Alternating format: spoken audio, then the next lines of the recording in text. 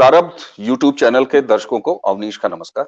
आप जिन्हें हमें हमारे स्क्रीन पर देख रहे हैं, आप हैं फैयाज अहमद फैजी साहब। मूलतः पेशे से आप एक डॉक्टर हैं, लेकिन सिर्फ यहीं तक नहीं रुकती है जब इनके परिचय की बात आए।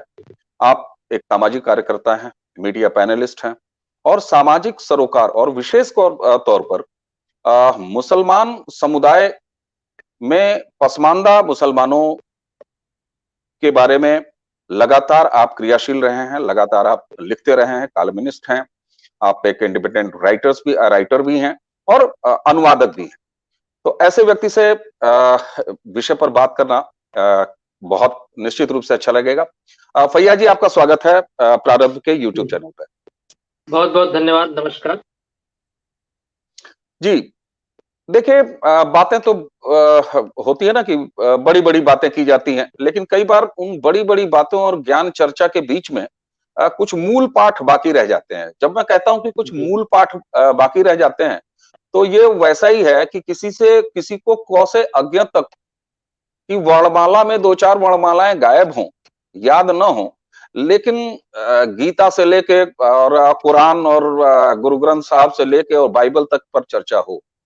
तो आप पसमानदा समाज से आते हैं, लगातार आप पसमानदाओं की बात उठाते रहते हैं, चाहे वो स्थापित मीडिया हो, चाहे सोशल मीडिया हो। लेकिन मैं दावे के साथ कहता हूं, ये मेरा कोई बड़ी बात नहीं है, लेकिन मैं ये दावे के साथ कह सकता हूं कि समाज जो एक खासतौर से गैर मुस्लिम समाज में एक ये जानकारी का बेहद अभाव है कि दरअसल ये पसमानदा, अशरफिया ये है क्या, क्यों?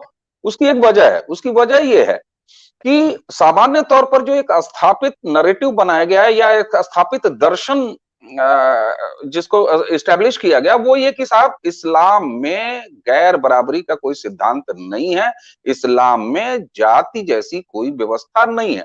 तो अगर ये नहीं है तो फिर अशरफिया और पसमानदा क्या है? मैं चाहूंगा कि बिल्कुल बेसिक, क्योंकि आपसे क्रमवार चर्चा करनी है और आज की चर्चा में हम केवल यह समझने का प्रयास करेंगे आपके माध्यम से कि ये पसमानदा, अशरफिया, ये दोनों क्लास क्या है, इसका ये क्या ताना बाना क्या है? जी जी, बहुत ही महत्वपूर्ण सवाल आपने किया और बिल्कुल आप सही कह रहे हैं कि आम भारतीय जनमानस में इस तरह की बात नहीं है। लोग जानते भी नहीं कि मुस्लिम समाज में जातिगत या नस्लीय विभेद है और बाहर से आए हुए मुसलमान जो है हमारा नस्लीय और जातिगत आधार पे और हमारे सांस्कृतिक आधार पे भी जो हमारा देशज सभ्यता संस्कृति उस आधार पे भी हमारे साथ भेदभाव डिस्क्रिमिनेशन किया जाता है। ये बात निकल के नहीं आ पाती है और कट शॉर्ट में अगर आप कहें तो मुस्लिम समाज में सामाजिक न्याय की बात नहीं होती है। जो आपने कहा कि पसमानदा क्या है, अशराफ क्या है, देखिए पसमानदा तो एक टर्म आंदोलन ने बाद में क्वाइन किया, लेकिन जो इस्लामिक फिक्र में जो आपको टर्म मिलेगा, जो शब्दावली मिलेगी, वो अशराफ, अजलाफ और अर्जाल की मिलती है। थोड़ा सा इन शब्दों को समझे। एक शब्द है बहुत कॉमन है हमारे यहाँ, शरीफ। आदमी कहते हैं फलां साहब बहुत शरीफ आदमी है। तो शरीफ जो इस्लामिक फिक्र में शरीफ उसको कहते हैं जो उच्च वर्ग से है, यानी शेख सैयद है या कुरैश जिसको कहा गया, जो कुरैश जनजाति थी अरब में, ईरान में या जो भी ईरान तक से फिर इधर जो आए, तो उसी को ही अशराफ में कहते हैं। उसके बाद में मुगल और पठान भी उसी में इंक्लूड कर लिए गए। तो वो शरीफ शब्द का बहुवचन, एक बहुवचन अशराफ होता है, उसका एक बहुवचन शुरफा भी होता है। आपने अक्सर देखेंगे अशराफ उलमा की किताबें या इनके लिखी हुई, अगर किसी की जीवनी आप पढ़ेंगे, किसी अशराफ आलिम ने किसी अशराफ आलिम की या लीडर की या किसी बड़े आदमी की जीवनी लिखता है, तो वो सबसे पहले उसकी नस्ल और जाति लिखता है कि फलाने साहब शुरफा से थे और शुरफा में ये अबू बकर से थे। तो जो भी कुरैश घराने के या जो कुरैश जनजाति के जो सहाबी थे या मोहम्मद सल्लल्लाहु अलैहि वसल्लम के घराने से, उससे अपना लीनेज और वंशावली जोड़ के वो बताते हैं। जब आप कहते हो कि इस्लाम में जाति पात नहीं है, तो फिर आप इवन इंडिया में फ्रीडम आप पढ़ेंगे, मौलाना आजाद ने पहले लिखा है कि मैं सैयद हूँ। जब आप कहते हो इस्लाम में ये सब नहीं, तो फिर ये लिखने की क्या जरूरत है कि मैं सैयद हूँ या सैयद, नस्ल और जात बताने की आपकी क्या आवश्यकता पड़ती? तो ये एक बात है। उसी का बहुवचन अशराफ और शुरफा होता है और शरीफ शब्द का मतलब होता है उच्च और वर्ग के होता है। दूसरा बात आइए, अजलाफ। अजलाफ कहते हैं जल्फ शब्द का ये बहुवचन है, जिसका मतलब होता है नीच के होता है। ये वो सॉरी असभ्य के होता है। जल्द का शब्द कई एक अरबी भाषा के एक शब्द के कई अर्थ होते हैं, लेकिन यहाँ असभ्य और नीच के होता है, और उसी का बहुवचन अजलाफ है। उसके बाद अरजाल आता है, रजील। ये शब्द कुरान में भी प्रयुक्त है, अरबी भाषा का शब्द है, जो नीच के माने में यानी नीचे के माने में आता है, और जिसको लो बाउंड आप कह लीजिए, तो उसी रजील का बहुवचन अरजाल है। अब जो पसमानदा आंदोलन है, जो बाबा कबीर के जमाने से इस भारत देश के अंदर इस्लाम और मुसलमानों में व्याप्त जो नस्लवाद जातिवाद है या सामाजिक न्याय कह ले, उसकी अगेंस्ट जो पहली आवाज थी वो बाबा कबीर की थी। उससे चलते अब तक है, लेट 90s में एक टर्म जो है पॉइंट होता है पसमानदा, जो उर्दू भाषा का शब्द है, जिसका मतलब होता है जो पीछे रह गए। पसमानदा में हम लोग अजलाफ और अरजाल दोनों जातियों को, या जो इस कैटेगरी है उसको हम इंक्लूड करते हैं। अजलाफ में ज्यादातर शिल्पकार और जो व्यावसायिक जातियां आती हैं, जो और अरजाल में जो ज्यादातर जो मीनियल वर्क्स हैं, साफ सफाई और पेशाब पैखाना साफ करने वाले, उसमें नट धोबी है, इस तरह के जो लोग, वो अरजाल में आ जाते हैं। तो अजलाफ और अरजाल को मिला के हम सामूहिक रूप से पसमानदा कहते हैं। तो अब ये दो वर्ग जो है, आप सेक्टर कमेटी की रिपोर्ट भी देखेंगे, उसमें भी अशराफ, अजलाफ और अरजाल के विभेद को चैप्टर नंबर 10 में उसको हो किया है।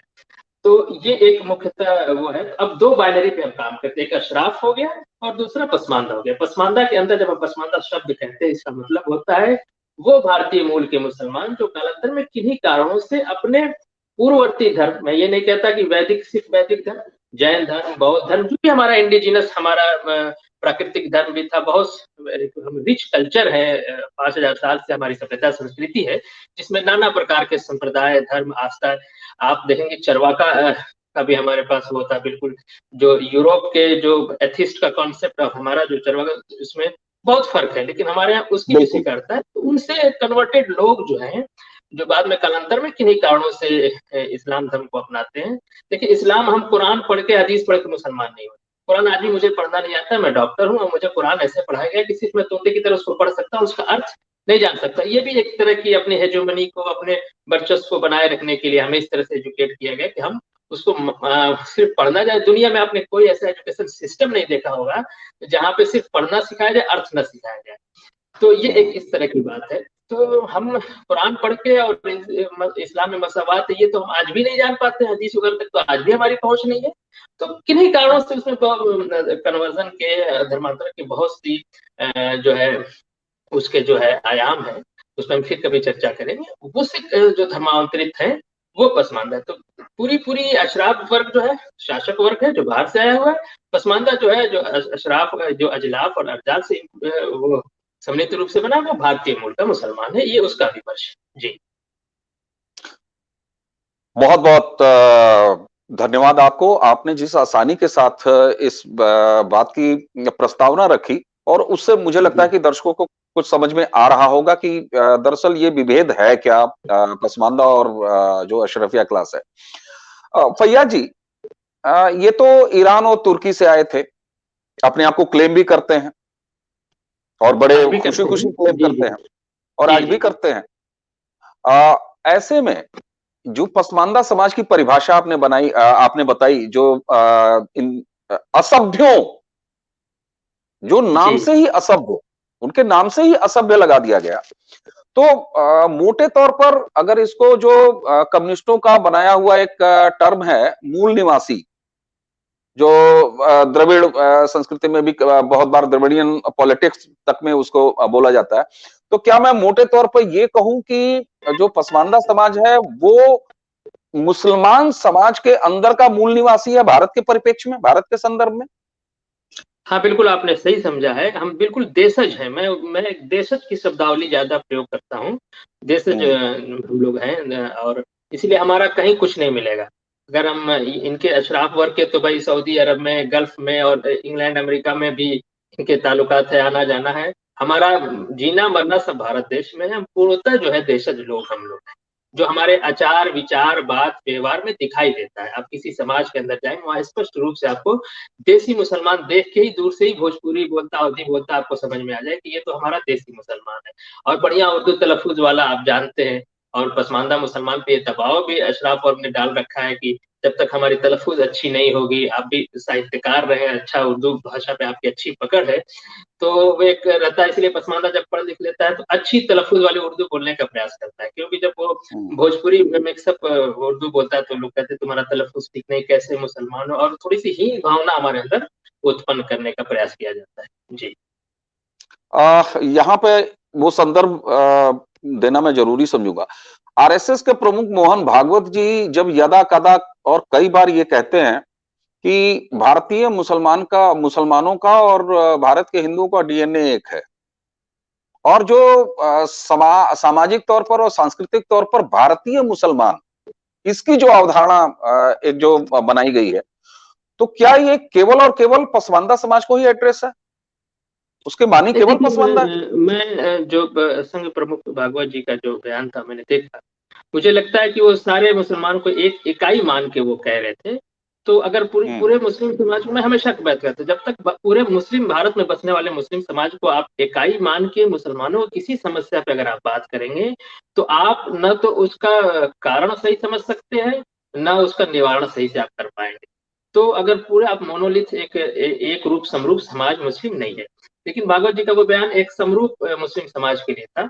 ऐसा नहीं, देखिए अशराफ वर्ग दिन भर कहता रहता है कि हम विदेश से आए हैं, हम ईरान से आए हैं, वो इस तरह के शब्दावली अपने नाम के आगे, सिद्दीकी, सैयद, जाफ़री, हुँ, जो बाहर जिनका ओरिजिन ही बाहर है, अरब ईरान में है, और वो शेरवानी, किरमानी, समनानी, बुखारी, ये जो विदेशी ईरान के बड़े-बड़े ये सब शहरों के नाम हैं। वो हमेशा हुँ, इसको रखता भी है, और 10 लाइन आप किसी अशराफ वर्ग के किसी भी व्यक्ति विशेष से बात करेंगे, तो 10 लाइन बोलने के हुँ, बाद 11वीं लाइन में वो अपनी नस्ल और अपना विदेशीपना आपको ज़रूर बताएगा कि हमारे बाप-दादा यहाँ से आए थे, हमने शासन किया है, हमने 1000 साल हुकूमत किया। वो पता नहीं कहाँ से जोड़ देते हैं। मुझे नहीं लगता कि 600 साल से ज़्यादा विदेशी मुसलमानों का यहाँ पे आधिपत्य रहा है। लेकिन वो कहते हैं कि हम लोग सुन-सुन के ये सब बात बड़े हुए हैं। क्योंकि मैं मुस्लिम समाज से हूँ, मस्जिद के खुतबे से लेके जलसे जुलूस और तबलीगी जमात के इज्तिमा, जमात इस्लामी के इज्तिमा वगैरह में हम ये सब सुन के बड़े हुए हैं कि 1000 साल मुसलमानों ने हुकूमत किया है और हम विदेशों से आए, तो वो उसका औरा डालते रहते हैं। तो जो आदमी खुद दिन भर कह रहा है कि हम बाहर से आए हुए, हम विदेशी, हम शासक वर्ग हैं, उससे आप डीएनए मिला रहे हैं। देखिए, अगर भारतीय जो यहाँ पे एक प्राचीन देश है हमारा, एक सुंदर देश है हमारा, और बहुत मतलब आप समझिए कि 4-5 हज़ार साल से हम एक जीवित राष्ट्र हैं। तो यहाँ जो बसने वाले लोग थे, उनका डीएनए तो मिल सकता है। ये बिल्कुल जो है कहते हैं एक आम आम सी बात है। लेकिन आप सारे मुसलमानों का डीएनए और सारे हिंदुओं का डीएनए मिलाने का प्रयास करेंगे, तो वो थोड़ी बात मुझे अटपटी लगती है। मैं मेडिकल साइंस से हूँ और मुझे खुद भी ऐसा लगता है। एक बार एक सैयद के डीएनए पे एक स्टडी भी है, जो सैयद लोग जहाँ-जहाँ हैं, वहाँ-वहाँ पे सारा खोज की उन्होंने। एक स्टडी भी मैंने पढ़ी थी, शायद जापान के किसी साइंटिस्ट का था। तो डीएनए पे स्टडी भी हुई है सैयद लोगों की, और वो अपनी नस्लीय बड़प्पन और श्रेष्ठता को बरकरार रखते हैं, और इस तरह की बरकरार रखते हैं कि सैयद अगर कम्युनिस्ट भी है, अल्लाह का इनकार कर देगा, कुरान का इनकार कर देगा, मोहम्मद सल्लल्लाहु अलैहि वसल्लम का इनकार कर देगा, लेकिन वो अली का, हसन हुसैन फातिमा का इनकार नहीं करता है। और मुहर्रम एक त्योहार है, आप जानते हैं, जो सीधा-सीधा सैयद की जातीय अस्मिता से जुड़ी है। वो मुहर्रम मनाने कम्युनिस्ट जो अल्लाह को नहीं मानता, उसके रसूल को नहीं मानता, कुरान को नहीं मानता, खुलेआम टीवी चैनल में बैठ के ये इस्लाम की बुराई करते हैं, लेकिन मुहर्रम में अपने गाँव जाके अपना हाथ ज़रूर चुमवाते हैं कि साहब हम सैयद हैं और ये है, वो है। जब आप इस्लाम छोड़ दिया तो इस्लाम के किसी भी इस तरह की चीज़ों से आपका क्या ताल्लुक? लेकिन आप देखेंगे, जो मैं कम्युनिस्ट का उदाहरण इसलिए दिया कि आम तौर से आप कम्युनिस्ट में देखेंगे अशराफ वर्ग के सैयद लोग होंगे और बड़ा-बड़ा वक्तव्य देते हैं, बातें करते हैं। लेकिन ये कभी जो है अली के, फातिमा के, जिसे सैयदवाद हम लोग कहते हैं, जो एक नस्लीय बड़प्पन और जातीय अस्मिता की जो बात करता है, उसको ये कभी नहीं छोड़ा। जी। आपने आपने आपने इस पूरे चर्चा में जब कम्युनिस्टों का ज़िक्र किया, तो आपने जब ये कहा कि उसमें मुसलमान समाज से ज़्यादातर जो मुसलमानों में मनुवादी हैं, यानी जो अशराफ क्लास है, जो शेख हैं, सैयद हैं, जिनको खान हैं, मैं तो इनको मनुवादी शुरू से मनुवादी मनुवादी टर्म पे मेरा एक ऑब्जेक्शन है, मैं माफी के साथ हुँ, देना चाहूंगा। आप इनको सैयदवादी, अशराफवादी कहिए, बड़ा टर्म है उससे। जी बिल्कुल, बिल्कुल। जी तो उसमें मैं ऐड खाली करूँगा, ऐड ये करूँगा जी कि जी मज़े की बात ये है कि आपने कहा कि मुसलमानों में जो अपर क्लास है, जो अपने आप को सुप्रीम मानते हैं, है ना? वो जी। कम्युनिस्टों में है। आपको पसमानदा बहुत कम कम्युनिस्ट मिलेंगे, यानी गरीब हाँ मुसलमान बहुत कम मिलेंगे कम्युनिस्ट। हाँ यही हाँ हाल बिल्कुल। हिंदू यही लीडर हाल लीडरशिप लीडरशिप जो है अशराफ के पास है, चाहे वो कम्युनिज्म हो, चाहे वो बहुजन हुँ, आंदोलन हो, दलित आंदोलन हो, पिछड़ा आंदोलन हो या इस्लामिक आंदोलन हो। देखिए एक साहब हुँ, है जो जमात इस्लामी में रह के जो इस्लामिक हुकूमत लाना चाहते हैं भारत में। उन्हीं के एक हुँ। साहबजादे हैं जो कम्युनिस्ट आंदोलन में जो है मार्क्सवाद लाना चाहते हैं। दोनों बाप बेटा अपना बैलेंस बना के चलते हैं। जी, मैं इशारा मैं कर मैं रहा हूँ, वही आप कह रहा समझ था। गए। जी बिल्कुल, बिल्कुल। मैं वही कह रहा था कि मज़ेदार बात ये देखिए, कम्युनिस्टों और जब हिंदू सोसाइटी को ले आइएगा ना, तो आप ज़रा कम्युनिस्टों के पोलित ब्यूरो से लेके और बड़े कम्युनिस्ट लीडर्स को देख लीजिए, वहाँ पे आपको ब्राह्मण्स, पंडित जी लोग खूब मिलेंगे। मैं खुद ब्राह्मण क्लास से आता हूँ। तो जी जी वहाँ ये उनकी विशेषता है, ये उनकी विशेषता है कि वो समाज के अंतिम आदमी की बात करेंगे, जल, जंगल, जमीन की लड़ाई की बात ज़रूर करेंगे, लेकिन मेरे अलीगढ़ में अलीगढ़ यूनिवर्सिटी के एक मित्र अमर नदीम, हालाँकि उनका स्वर्गवास हो गया। अमर नदीम भाई की एक छोटी-सी उनकी गज़ल थी, उसके 2-3 लाइनें आपको सुनाऊँ। वो जी कम्युनिस्ट जी आंदोलन के बारे में और वो खुद मज़े की बात वो खुद कामरेड थे। और तो जी उनकी ये गज़ल है, उसकी 4 लाइनें ये है कि ऊब गया है बैठे ठाले चल थोड़ा-सा नीर बहा ले, शर्ट पहन ले चे गुवेरा की उसके सपने राम हवाले। और कमरे में एसी के ऊपर लेनिन की तस्वीर सजा ले, ऊब गया है बैठे ठाले चल थोड़ा-सा नीर बहा ले। तो ये बंद एसी कमरों में हवाईयन सिगार पीते हुए और मुर्गा उड़ाते हुए ये कौम है जिसमें कि दोनों क्लास के, क्या हिंदू, क्या मुसलमान। आपने मुसलमानों जी समाज के बारे में बताया और मैं आपको हिंदू समाज के बारे में बता रहा हूँ। आप चले जाइए ना, आप उठा के देख लीजिए भारतीय कम्युनिस्ट के राजनैतिक इतिहास को ही देख लीजिए, आप उनके साहित्यिक बिरादरी को ही देख लीजिए, आपको हमेशा दोनों वर्गों के अब तो आपने भी कह दिया कि मुसलमानों का भी जो उच्च क्लास है वो उसको उसमें पाया जाता है बहुलता से और यही हाल हिंदुओं का भी। चलिए हम अपने विषय पर वापस आते हैं। अब जो मैं अब तक इसमें एक आपसे बात जो ऐड करना चाहता, अगर आप आज्ञा दें तो इसमें एक बात ऐड कर दूं। देखिए मैं एक बिल्कुल, बताऊं, बिल्कुल। अल्लामा इकबाल का नाम सुना होगा। वो इस्लामिक माइथोलॉजी, अल्लामा नाम आलिम से भी बड़ा अल्लामा होता है उनके नाम में, तो आप उनको इस्लामिस्ट मशहूर भी हैं। वो पाकिस्तान के वैचारिक जनक भी हैं, पितामह भी हैं वो। लेकिन एक हैरत की बात है कि इंडिया में भी उर्दू डे उन्हीं के नाम पे मनाया जाता है, उस पर हम लोग काउंटर करते हैं। और एक अली सरदार जाफरी का आपने नाम सुना, कम्युनिस्ट के बहुत बड़े ये योद्धा माने जाते हैं बिल्कुल, कम्युनिज्म। बिल्कुल। लेकिन आप देखेंगे एक इस्लामिस्ट का आपने जो इकबाल शराफी, उन्होंने अली सरदार जाफरी जो किताब लिखी है, आप देखिए किस तरह एक कम्युनिस्ट एक इस्लामिस्ट को फेवर करता है, बचाता है। तो ना तो वो इस्लाम को बचा रहा है, ना वो कम्युनिज्म को बचा रहा है, वो सैयदवाद अशराफवाद को बचा रहा है। ये हमें समझने की बात है, उदाहरण के तौर पर, ताकि दर्शकों को बात अच्छी तरह से समझ आए। जी, आगे बिल्कुल, बढ़ते हैं। बिल्कुल। अब तक की जो भी हमारी बातचीत हुई है उसके आधार पर मेरे कुछ कंक्लूजन है और मैं आपसे चाहूंगा कि आप उसको बताइएगा कि ये मेरे जो पॉइंट्स मैंने निकाले वो कितने सही हैं क्या क्योंकि मैंने आपसे पहले ही जी कहा कि इस प्रारंभिक और पहली चर्चा में हम ये समझने का प्रयास करेंगे कि दरअसल ये जो विभेद है मुस्लिम समाज में वो कितना है और है भी कि नहीं है। तो अब तक तो पता चल गया कि कितना विभेद है। अब मुझे क्या लगता है कि जो मुस्लिम विमर्श है वो मुस्लिम विमर्श में कुछ भ्रामक धारणाएं हैं। पहला तो ये कि मुस्लिम समाज एक रूप समाज है, ये बात गलत है। दूसरा बिल्कुल। कि मुस्लिम समाज में जातीय संरचनाएं और ऊंच नीच का भेद नहीं होता। आपसे अब तक की ये भी चर्चा में ये भी बात जी निकल के आई कि ये भी बात गलत है। और जी तीसरा इस्लाम में असमानता या उत्पीड़न जैसी कोई चीज नहीं है। जी और चौथी बात कि मुस्लिम एकजुट होकर किसी भी पार्टी का समर्थन करते हैं या किसी भी पार्टी का विरोध करते हैं। राजनीतिक पार्टी का या किसी हाँ का। बिल्कुल बिल्कुल। तो जी जी तो ये क्या इनमें से कौन-सी धारणाएँ सही हैं और कौन-सी धारणाओं को आप सही कहेंगे और कौन-सी धारणाओं को आप कहेंगे कि नहीं ये सब तो बिल्कुल नहीं।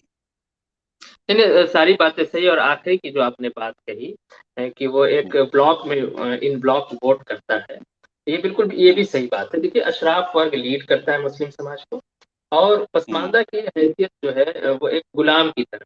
कहने में बड़ा मुझे दुख होता है, लेकिन हम डरे भी रहते हैं, हमारी हिम्मत नहीं है। मैं हमेशा कहता हूँ कि हिंदू समाज से जो दंगे फसाद के दौरान ही लड़ाई हमारी होती है, लेकिन जो अशराफ वर्ग है वो 24 घंटा हमारा ऑपरेशन, मतलब वो उत्पीड़न हमारा करता है। और हमारा पसमानदा इस बात को समझने के बाद, देखिए देश को आजाद हुए इतने वर्ष गुजर गए। लेकिन मैं हमेशा कहता रहा हूँ अपने इंटरव्यूज में कि मुगलों की सत्ता इस देश से जरूर खत्म हो गई, लेकिन पसमानदा फिर भारतीय मूल के मुसलमानों के आज भी मुगलों की सत्ता है, अशराफवाद सैयदवाद है, और हम इससे निकल नहीं पाए। इसलिए हम भाईजान जहाँ कहते हैं वही वोट देते हैं, डर के, मजबूरी में, कुछ अपनी अकल से भी कि हाँ भाईजान सही कह रहे हैं, हमारे पास उस तरह का विमर्श नहीं। इसीलिए हम जैसे लोग जो इस बात को उठा रहे हैं, वो चाहते हैं कि हम हिंदू हो जाएं, हम बाहर चले जाएं, वो कबीर की तरह हमें जैसे बाबा कबीर को डिक्टेट कर दिया इन लोगों ने। वो एक बात। दूसरी बात है, आपने जो जो कही कि इस्लाम में, तो इस्लाम में शुरू से आप देखेंगे कि जो है कुरान में भी इस तरह कोई आयत नहीं है जिसको हम कहें कि जो है वो रेसिज्म या कास्टिज्म को प्रमोट करता है। लेकिन कुरान की वो आयतें जो रेसिज्म और कास्टिज्म के अगेंस्ट है, उसको भी जब अशराफ उलमा एक्सप्लेन करता है, उसकी तफसीर लिखता है, तो उसमें ये बात सब डाल देता है कि नहीं, ये मरने के बाद जो जिंदगी है वहां पे सब बराबर होंगे, यहाँ बहरहाल लोगों के मर्तबे का ख्याल किया जाएगा। तो उस तफसीर में मिल जाएगी कि हदीसें इस तरह से बहुत है, फिक्र में खलीफा कौन होगा, और आप ये मुस्लिम पर्सनल बोर्ड की किताब में देखते हैं, इसमें कुफू का सिद्धांत लिखा हुआ है। ये कहीं दूर की चीज नहीं है, भारत में चल रहा है। और आपको अगर लगता है कि इस्लाम में जात पात नहीं है, आप एक फतवा सीख लीजिए, इस्तिफ्ता करें, फतवा मानने एक इस्तिफ्ता आप लिखिए कि जो है एक सैयद जो है उसकी शादी एक एक जो है भंगी मुसलमान से हो सकती है। जितने मकतबे फिक्र है, जितना स्कूल ऑफ थॉट है, किया हो अहले हदीस या शिया के अंदर की जो जैदी हो, इस्माइली हो, खोजा हो, सबके मदद से आप ये राय मांग लें कि एक सैयद की शादी एक जो है नाली साफ करने वाले मुसलमान को दिन भर कहते रहते हैं, जिसका अपना विरोध है कि मुसलमानों को बड़ा जुल्म होता है, शादी हो पाएगी। ये लिखित रूप से आपको दे देंगे, लिख के दे देंगे कि ये दोनों एक दूसरे की कुफू नहीं है, कुफू का शादी का तो बराबर। और ये शादी ब्याह में देखा जाता है वही पे, ये जो है एक दूसरे के कुफू नहीं, इसलिए इनकी शादी नहीं हो। ये आपको लिख के दे देंगे रिटिन में, तो उस दिन आपको समझ में आ जाएगा कि इस्लाम में जात पात है कि नहीं, और प्रैक्टिस में है कि नहीं। लेकिन कहना अलग चीज है और प्रैक्टिस तो ये जो आप बात करते हैं। और आप जो पहले इस्लाम का तरीका का जो चयन होता है वो इसी आधार पर होता है कि कुरैश होना। बुखारी की हदीस है, बहुत मशहूर हदीस है, अइमतुल कुरैश कि जो प्रमुख होगा इस्लामिक मुसलमानों का वो कुरैश से होगा। और कुरैश का मतलब आपके युग में आप समझ लीजिए। और मुस्लिम शरीफ ये बड़ी हदीस की किताबें मानी जाती है, उसमें है कि जो है जो जब तक दो आदमी भी अगर कुरैश में जिंदा है तो वही खलीफा। अब मैं भारत में डॉक्टर बन सकता हूँ, मैं इंजीनियर बन सकता हूँ, मैं एमएलए एमपी प्राइम मिनिस्टर और राष्ट्रपति बन सकता हूँ एपीजे कलाम की तरह, लेकिन मैं कुरैश नहीं बन सकता हूँ। तो इस्लामिक सर्वसत्ता पर मैं, इसलिए आपने तबलीगी जमात में आपने जब एक देसी मुसलमान रहमतुल्लाह मेरठी जब अमीर बनाए गए, उनको हटा दिया गया था। जमात उलमा हिंद में मौलाना हबीबुर रहमान आजमी को जब बनाया गया था अमीर, उनको भी हटा दिया गया, ये कहते कि ये इसके लायक ही नहीं है। ये पूरा एक विमर्श है और ये बहुत मशहूर बात। तो इस तरह का ये दिखाई जी देता है। बाकी आपने जी जो बात कही वो तो वो है, जो आपने सही समझा, मैं तो इसको कहने जी के लिए। जी जी जी फैयाज जी, आपके साथ चर्चा कब तक करी जाए, इसको कैसे रोका जाए, ये बड़ा मुश्किल है, क्योंकि चर्चा जिस तरीके से चल रही है। लेकिन लेकिन आप जानते हैं ओटीटी प्लेटफॉर्म की एक मर्यादा है, बहुत ज्यादा लंबी चर्चा दर्शकों को का बहुत ज्यादा समय लेती है, और आपके साथ लगातार चर्चा करनी है। तो जी आज जिस तरीके से आपने एक सांस्कृतिक और सामाजिक चरित्र मुसलमान समाज और खास तौर से पसमानदा समाज का बताया, अगला विषय लाइए, अपनी और आपकी चर्चा का अगला विषय दर्शकों के लिए भी और हमारे आपके लिए भी मैं रख देता हूं कि ये एक ऐतिहासिक फैक्ट है कि भारत बंटवारे से पहले जो टू नेशन थ्योरी थी जिन्ना की, उसका भारतीय पसमानदा समाज ने मुखर विरोध किया था। जी बिल्कुल। अगली चर्चा हम इसी पर करेंगे। प्रारब्ध के दर्शकों को और प्रारब्ध के यूट्यूब चैनल को इतना समय देने के लिए आपका बहुत बहुत धन्यवाद फैयाज जी, और मुझे आपका आशा है बहुत जी, थैंक यू।